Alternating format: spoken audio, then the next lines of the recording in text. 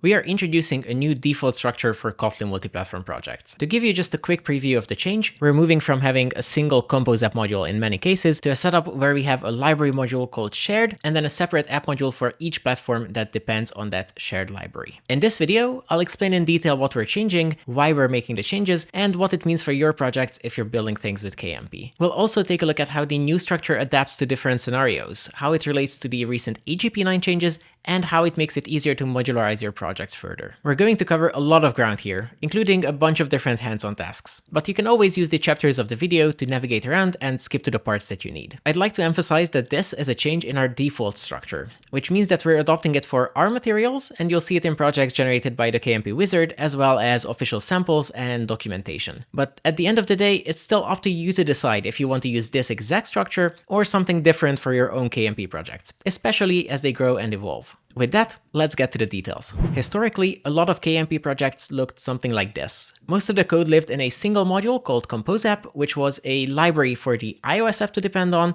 but it was also an Android, desktop, and a web app in itself if you used all of those platforms in your project. So it contained not just the shared code, but also the entry points of all these apps and all the build configuration required to package the shared code into something runnable on each platform. In practice, this meant that when you opened the build file of this module, you would see lines related to all of these different things in one place. You would see the configuration for setting up the iOS framework, you would see the lines of code that package the Android application, so setting up the ID, versioning, signing, minification, and all of that, and you would see code that sets up the packaging of the desktop app for various platforms, just as a few examples. Similarly, looking at the sources of this module, you would see Android sources like the main activity and the Android manifest, as well as resources like all the different launcher icon variations that you need to package an Android app. Or if we scroll down to the JVM or the web source sets, we'll find the main functions for the entry points of applications on both of those platforms, as well as all the resources needed to create the web application. So there was just a lot happening in a single module here.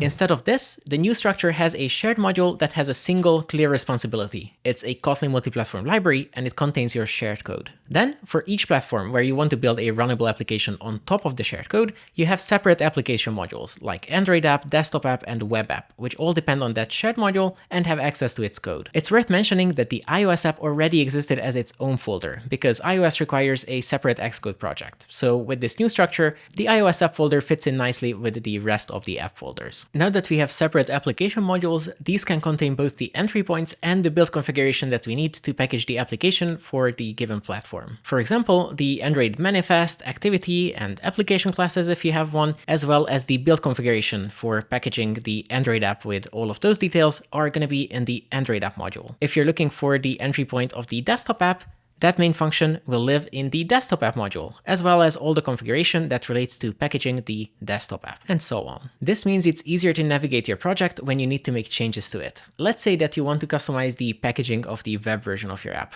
You know that you'll have to go to the web app module, and you can open its build configuration to see all the relevant config for the web application and nothing else. So you know that this is exactly where you would add more configuration like this. Of course, with the flexibility of KMP, how much of your code you want to share between your platforms is entirely up to you. So your code in the shared module can be just one small feature that you then build multiple applications on, which each have a significant amount of their own application code. Or you can have essentially all of your app's code in the shared module with everything from the data layer all the way to the UI shared with Compose Multiplatform, and then your app modules would contain just a couple files that initialize the app and load all of that shared code. Remember that the shared module here is still a Kotlin Multiplatform library, which means that it has a source set for each platform that you're targeting. So you can still use things like expect actual within this module and then easily access platform-specific APIs and use those to implement your shared features. Before these updates, the overall structure of KMP projects could look significantly different based on the options that you've selected in the wizard. For example, depending on whether you wanted to use shared UI for all of your platforms or you had some platforms that use native UI, you would sometimes have a composeApp module as the main location for the shared code, and sometimes you would have a shared module instead. Of course, we still have to account for certain variations in our new structure, but we aim to keep it as consistent as possible across these different configurations. Let me show you what that looks like. Let's start with the example of a simple app for iOS and Android, which uses shared UI with Compose Multiplatform. This configuration will have three modules: shared, Android app and iOS app. The majority of the code can live in the shared module here, including all of the UI, and then the Android app and the iOS app modules can just wrap that into a launchable app for each platform. We've already seen what happens if you add a desktop and a web app to this project, which also use the shared UI. They will create additional app modules that also depend on the shared module. So far, so good. Now, what happens if you have a platform that doesn't use shared UI? For example, let's say that you want your iOS app to use Swift UI instead. In this case, you'll now need two places to put your shared code, because some of it should be available for all platforms, while the rest of it will only be used by the platforms that have a shared UI with Compose Multiplatform. To make this work, the new structure will split the shared module into a shared logic and a shared UI module. Shared logic can contain anything that's related to data handling and business logic, while shared UI will have dependencies on Compose and contain all of your shared UI code. Apps that want to use the shared UI can depend on the shared UI module, which of course also gives them transitive access to everything that's in shared logic. And if we want an app to use native UI, like iOS in our example here, that can depend directly on shared logic, which means that it won't depend on anything Compose related and only have access to the non-UI parts of your shared code. This shared logic, shared UI split will happen in the structure if you have at least one platform with native UI. Otherwise, if you use Compose Multiplatform for all of your apps, it will just collapse into the single shared module for simplicity. Another interesting question is, what happens if you add a server module to your project? In that case, we'll add a server module at the root of the project, move all of the app-related modules into an app folder, and introduce a new core module, which can contain code that can be shared between both the server and all of your client-side apps. This is where you can place things like shared data classes or serializers or validation logic, for example. At this point, let's talk a bit about AGP9, which is the latest version of the Android Gradle plugin from Google. AGP9 introduced some changes that are mandatory for all multi-platform projects that target Android, which I've covered in great detail in a previous video. Let me just quickly summarize the changes here. For one, the Android application plugin cannot be applied in a multi-platform module anymore. So if you've been using a module that contains both the entry point of an Android app and shared code with KMP, you'll now have to create a separate module for your Android app, which can then depend on the KMP module. The other change is that multi-platform modules have to use the new Android KMP library plugin instead of the regular Android library plugin. Our new structure, of course, is designed to be compatible with AGP9 from the start, so it already includes all of these changes. So if you're creating a new project, you're already good to go. If you have an existing multi-platform app and you go through the mandatory AGP9 migration steps for that project, you already get closer to our new recommended project structure. If you want, you can then align your project with the rest of the new structure as well, which means splitting out the desktop and the web apps into their own modules if you use those platforms, and then renaming the composeApp module to shared once it's a pure multi-platform library. As always though, we have a default recommendation, and you can feel free to organize your project however it fits your needs. Alright, let's see those migration steps to the new structure in practice now. As the AGP9 video already covered extracting the Android app to its own module, I'll start with a project that already has that done, and it's also using the new Android KMP library plugin for the shared module of the project, which contains multi-platform code and is currently called composeApp. The first thing we'll do is create a new module for the desktop app. Once again, I'll do this completely manually, so I'll just create the desktop app directory. I'll create a new build file in there called build.gradle.kts, and I'll make sure that I add this in my settings Gradle file. For the build file of the desktop app, we can take some of the plugins from the composeApp module. We'll need the two Compose plugins, but we won't actually need the multi-platform plugins.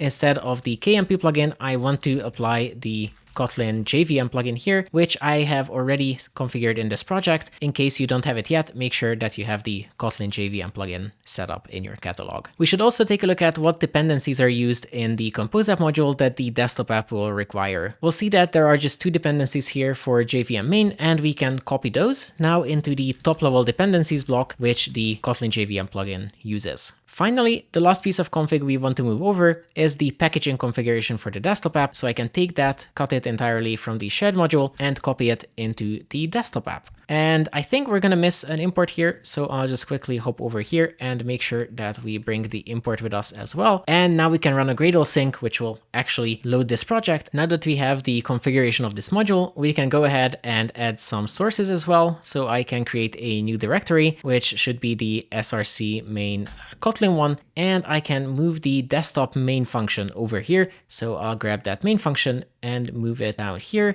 and I'll make sure that it also still keeps its package as well. We'll see here that I actually missed a dependency. The desktop app doesn't depend on the shared module yet, so let me go ahead and add an extra dependency to projects.composeApp. With that, our desktop app has been moved to its own module, and we can run it using compose hot reload. We can see that the app launched successfully, and it can even load resources, and all of that functionality still works. For the next step, let's extract the web application into its own module and have it depend on the shared multi-platform library. Once again, I'll create a new folder from scratch here. I'll call it webApp. I'll give it a build.gradle file and make sure that it's listed in the settings.gradle file.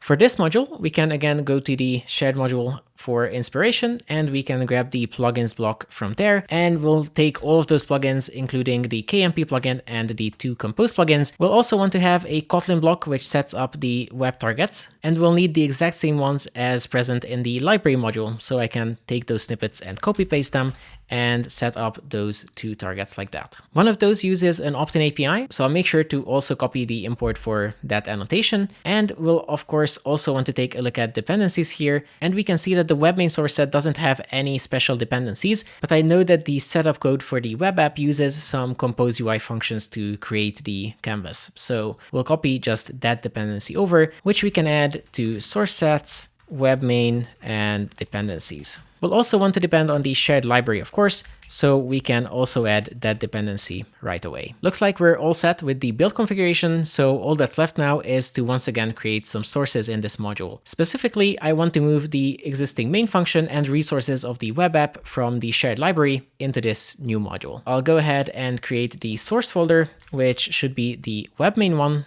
So I can grab the sources that are in the web main source set of the composeApp module and move them over into our new application module. And I can also do the same thing for our resources. There is one more change I'll have to make here, because by default, the output files for the web are named after the module names. So if we open the HTML file, we'll see that it's trying to load composeapp.js when it's opened. So instead of this, we'll now want to load webapp.js, which is going to be the output of this module. With that done though, we can hop over to the main function and run the web app on WASM. This also runs as expected, and it correctly loads resources and all of the functionality. With these changes, we have essentially moved to the new structure, except for one tiny detail. We still have the shared library module with the name of composeApp instead of calling it the shared module. If we also want to rename this, we can of course do that. I can take it and rename it to shared. At this point, if we try to sync the project, a bunch of things will fail because we need to update references from composeApp to shared everywhere in the project. Now I could of course update all of this myself, but another option I have is to grab my favorite AI agent. For example, I'll use Tuning here and just ask it to look for all of the composeApp references and update them to shared. And then take a look at the summary, where each of the references in the build Gradle files were updated, as well as the name of the iOS framework, also on the use site in the iOS app, as well as the build step in the shell script where we invoke the Gradle build to create the framework for Xcode. We've also updated the app.kt file where we reference the name of the module as part of the imports for generated resources, and even the README, which used to talk about the composeApp module in a bunch of places. A significant advantage of the new structure is that the shared module is a pure library, which means that it's also easier to modularize your app further than ever before. This applies regardless of how you want to modularize your project, whether you want to split it by features or layers or both or anything else. As the shared module is a pure KMP library now, which doesn't contain any of the platform app configurations, you can essentially just copy-paste its build configuration if you want to create more library modules, and then do a bit of wiring. For example, let's take a bit of code here from our compose app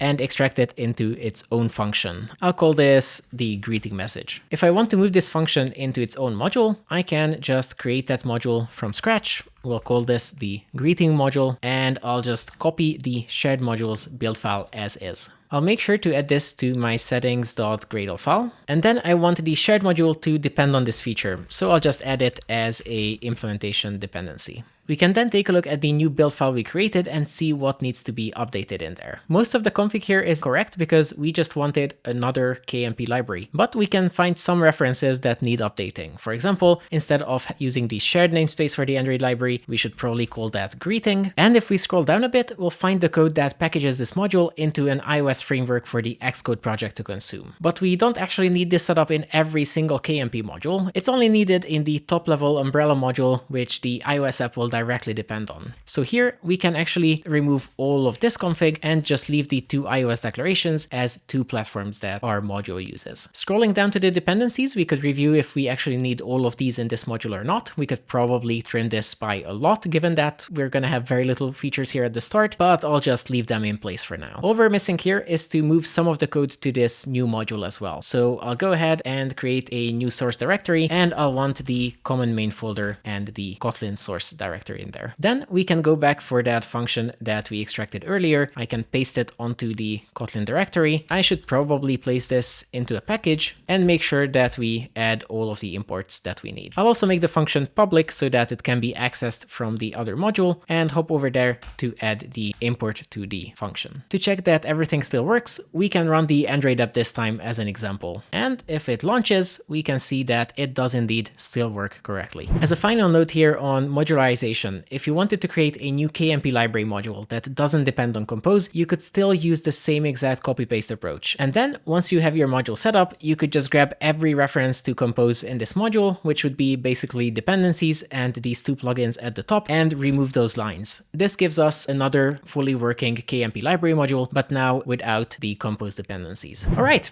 So that was our look at the new default structure for Kotlin Multiplatform projects. You'll already find this new structure used by the KMP wizard, the Kotlin conf app sample, and many more of our samples and materials. You can take a look at the description for links to all of these, as well as a bunch of written resources that can help you move existing projects to the new structure if you want to. Remember though that at the end of the day, it's still up to you to decide if you want to use this exact structure or something different for your KMP projects. There is a lot of flexibility there. Thank you for watching. I hope this video helped you navigate everything that's new, and as always, have a nice Kotlin.